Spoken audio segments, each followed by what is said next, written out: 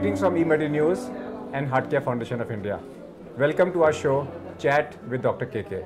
Today we are going to have a chat with Dr. Mukesh Hariawala, who is a cardiac surgeon and healthcare economist at Harvard Group of Hospitals and also in India in Jaslok Hospital. He's trying to bring a lot of technologies in India. Welcome to our show. Thank you very much. You've done a lot of work on angiogenesis. Yes.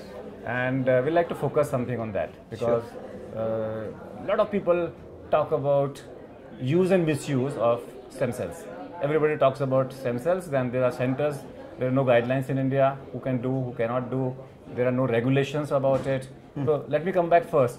Is it really effective in cardiac patients? Well, angiogenesis and stem cells are two separate therapies, but both are weak therapies.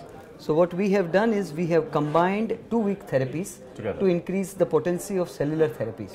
That is what it is. So most of my work in angiogenesis began in 1995 in Boston, and it has gone through the journey of science, and now it has become a clinical reality.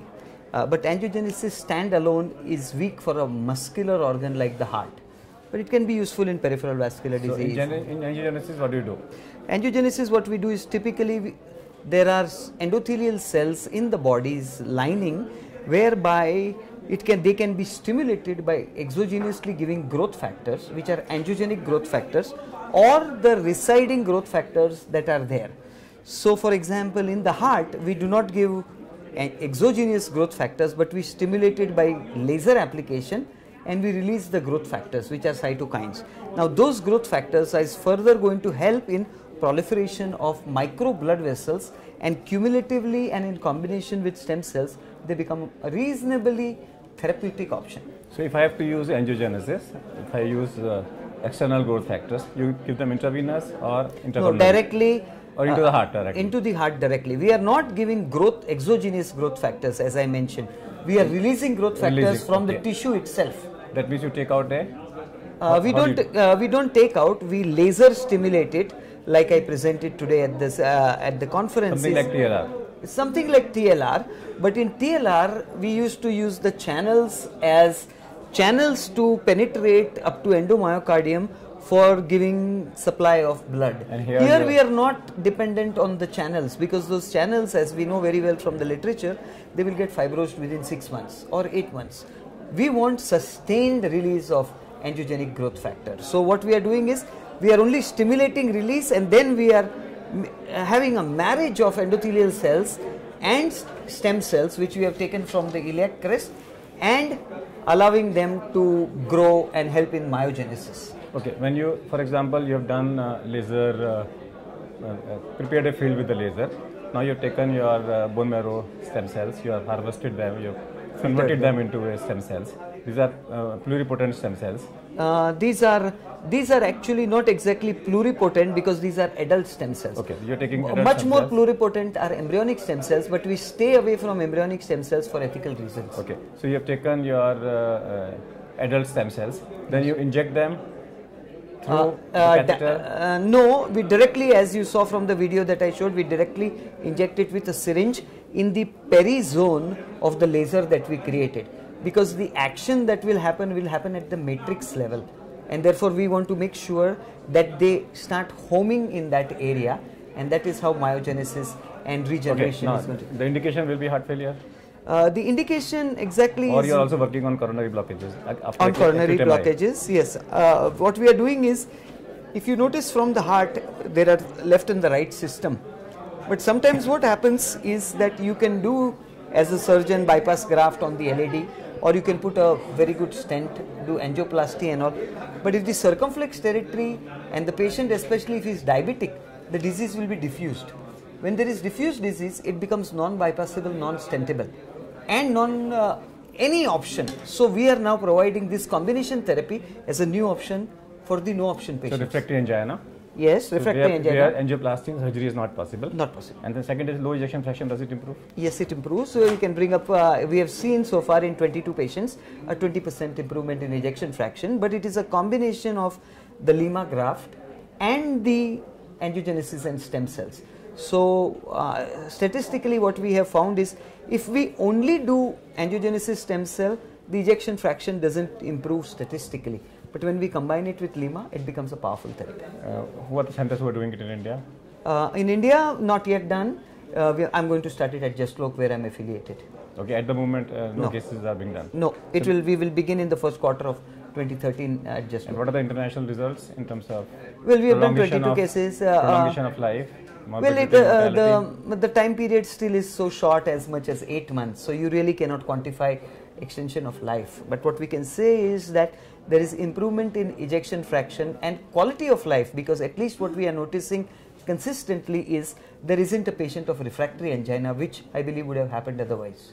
What is going to be the cost approximately? Is it going to be the peripheral stem cells are available in the market? Well, I don't. In my opinion, this should be an economical therapy in India, particularly, and the reason for that is angiogenesis. The vessels are coming from the patient's own heart, so there is no out of the box or something that you need to take off the shelf. For stem cells, we are aspirating from the patient's own iliac crest. I think there is only a one-time investment from the hospital for the filtration devices to identify the stem cells and segregate them before injection, and of course the laser system. So these are one-time investments of an institution, and it can be used on multiple patients. So when you take out from the harvest is from the bone marrow, do you give growth factors to stimulate bone marrow? No, just take out 100. No, we are depending on growth factors directly coming from endomyocardium. No. I'm talking about for harvesting stem cells from the bone marrow. Yes. Are you using a standalone bone marrow, or you're not bringing them into the periphery? Just bone marrow you take and harvest them? Yes, absolutely. We harvest the bone marrow and then we filter them, and then we isolate CD34 cells, which are then subsequently injected. Injected into it. Is there any other study which talk about stem cell directly injected into the muscle? Well, there are about 20 clinical trials going on all over the world. Most of our work is being done in Europe, because I have a relationship with the institute over there, Professor Michael Klein, and they have the laser system.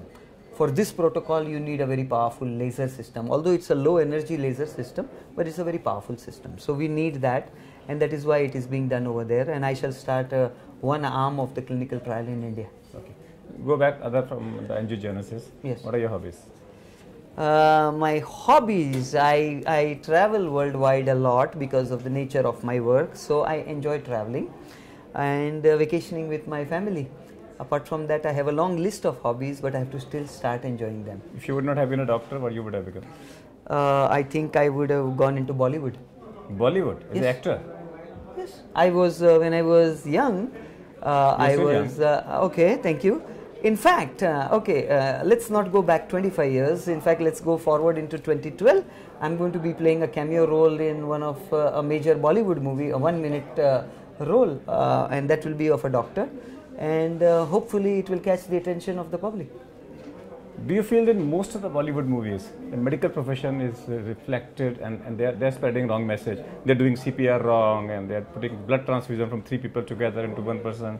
Don't you think some regulation is required into Bollywood not to pass on messages which are wrong? I think one of the regulatory things that Bollywood can voluntarily do is to have a doctor consultant every time there is a medical scene, to ensure for medical accuracy as what is being done. It doesn't matter whether it is how the patient talks typically after paraplegia or something like that, or somebody with a knee injury.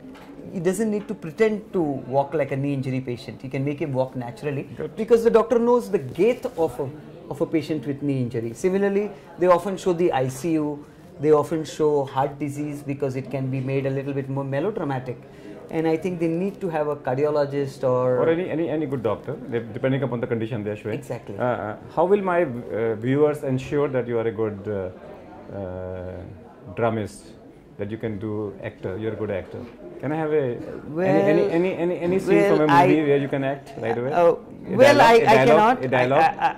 cannot, but I really cannot act, because my last acting performance was 25 years ago. Whatever you acted, give us a dialogue. Yeah, I'll tell you one thing is that my dialogue was to tell the heroine that you're lying.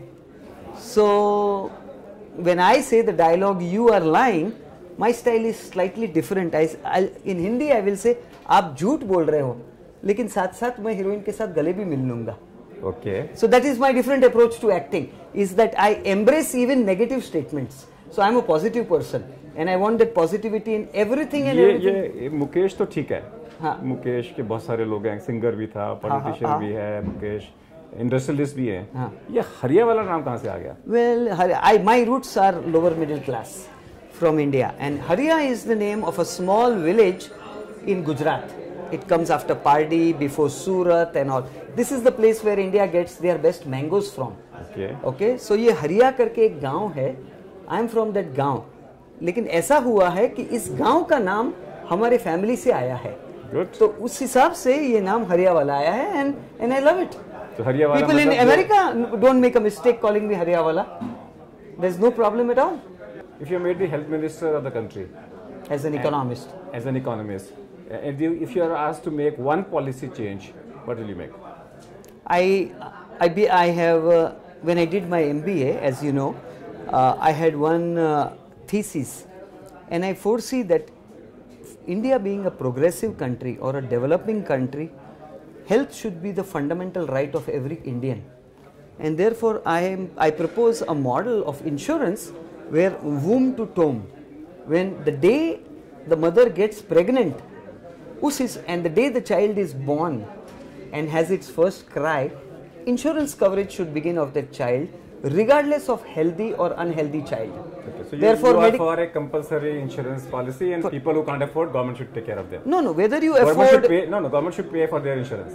Not necessarily only government. Private people should get insurance from the private sector. No, what I am saying is everybody should be insured, and anybody who cannot afford to be insured, government should pay for their insurance. Yes, but the important thing in insurance is the journey of the patient throughout life and the journey of the policy throughout life. Absolutely. So, and that is what I called as womb to tomb. Absolutely. So until last day of life, patient should be covered. But I mean, not necessarily patient, but person should be covered. But what happens in womb to tomb concept is you begin with a very small premium because disease process begins later on in life, after stay 55 or even 60.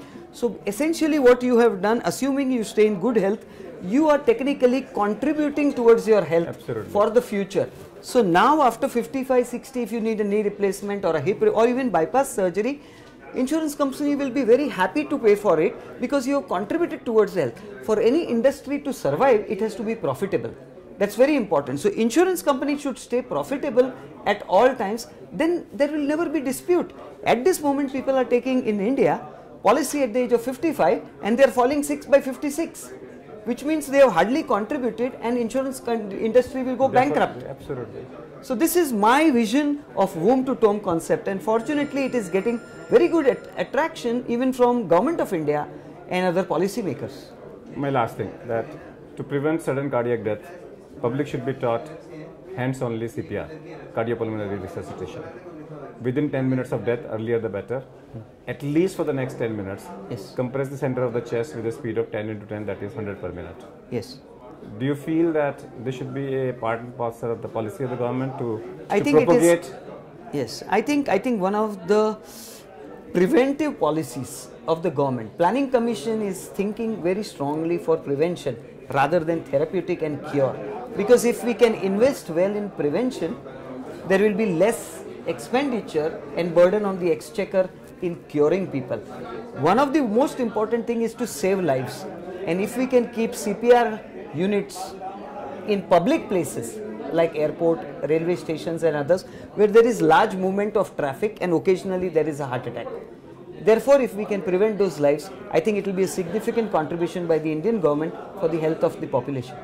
So the take-home message in our chat is the word womb to tomb. That means, if possible, the government should think to make insurance compulsory for every person who is born till he dies, so that at a cost-effective level, he can be covered.